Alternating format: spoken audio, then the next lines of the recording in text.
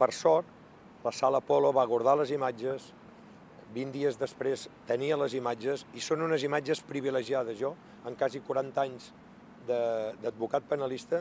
no recordo haver tingut unes imatges tan clares dels fets suposadament delictius. I això puc dir clarament que ha evitat un gravíssim error judicial, perquè només amb la denúncia, si l'hagués ratificat sense imatges, el senyor Gordillo corria un risc cert de ser condemnat per uns fets que no han passat. Avui, jo crec que ell s'ha pogut explicar, ha declarat d'una manera molt extensa, detalladament, i tot el que ha dit s'ajusta a la realitat del que consta gravat.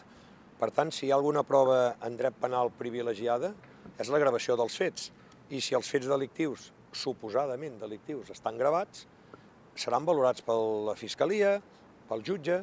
d'instrucció, i si un dia haguéssim d'anar a judici, que jo espero que no, perquè ja avanço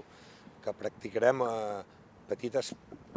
proves ràpides per intentar demanar immediatament el sobreseïment, perquè jo crec que és tan clar que el que es denuncia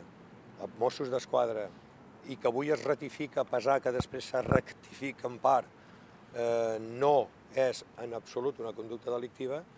que jo, aquesta autèntica tortura que ha suposat aguantar el linxament mediàtic que ha patit el senyor Gordillo, perquè es va filtrar la denúncia, jo no sé qui la va filtrar, però es va filtrar, vostès ho saben, això l'ha perjudicat moltíssim. Per sort, aquestes imatges gravades evitaran, crec jo, el que hagués sigut un error judicial, amb el perjudici que això suposa